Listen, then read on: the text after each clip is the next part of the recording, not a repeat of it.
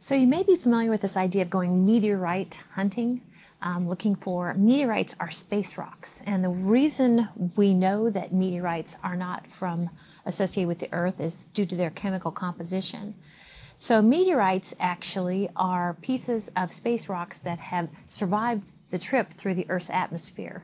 Oftentimes, if some rocky material associated with an asteroid or a meteoroid.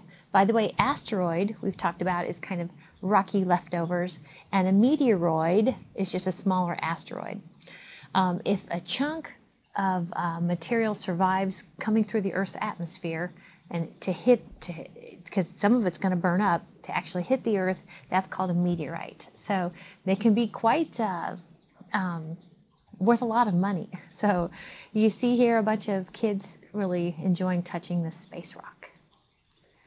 Okay, so one of the things I want you to get in this part of the course is the difference between a meteorite, a meteoroid. Okay, so a meteorite, I said, is the thing that you pick up on the surface of the Earth.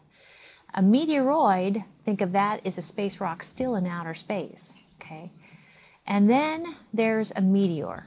And a meteor is actually the streak that a meteoroid makes as it falls through the Earth's atmosphere. And if some of it survives, we can pick it up, and it's called a meteorite. So hope that works for you. We're going to talk about meteor showers coming up. And that's when the Earth is actually passing through a region of space that has a whole bunch of little rocky material that's going to fall through the Earth's atmosphere and create like a shower of meteors. Right? So a meteorite then is a space rock we can pick up here on Earth. There are, and I think in a previous chapter we said that we can actually kind of date our solar system back to about 4.6 billion years old by looking at these leftovers, specifically the primitive type of meteorites. Now, if the meteorite came from something that had been processed, like off of a planet, the surface of a planet maybe, or it's possible that it will date younger, chemically speaking. So we have primitive meteorites and processed meteorites. So here's a couple pictures of primitive meteorites. And again, these can be worth a lot of money. If there's actually a show, I can't remember which channel it's on, but the Meteorite Men, and that's all they do is, well, not all they do maybe, but they film themselves going out and looking for meteorites. That's pretty cool.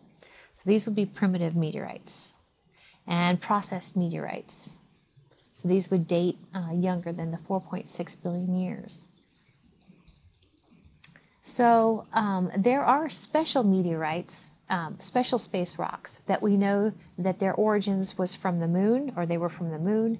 And we also know that we have gotten some rocks from the planet Mars. And basically, remember that early on in the formation of our solar system, there was all sorts, it was chaotic. And so there were more collisions than we see now. And so parts of Mars was collided, and parts of it spewed outwards and ended up as space rocks that ended up here on Earth. A similar thing to the moon. So, yeah.